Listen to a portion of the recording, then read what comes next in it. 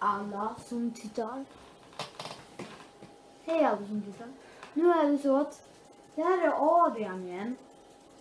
Det här är del 2 av ungen som var tvungen att gå ut. Och att hans kompis tyckte också att det var jobbigt. Och de håller fortfarande på att skypa. Så nu får ni se hur det är. Pappa är så ute liksom.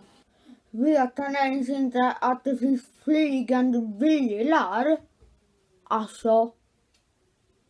Han är så... Nej, det vet han inte. Alltså din pappa är så himla ute.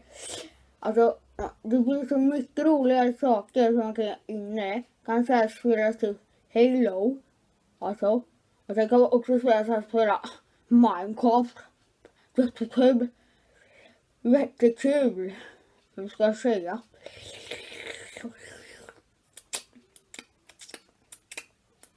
Alltså han är så ute.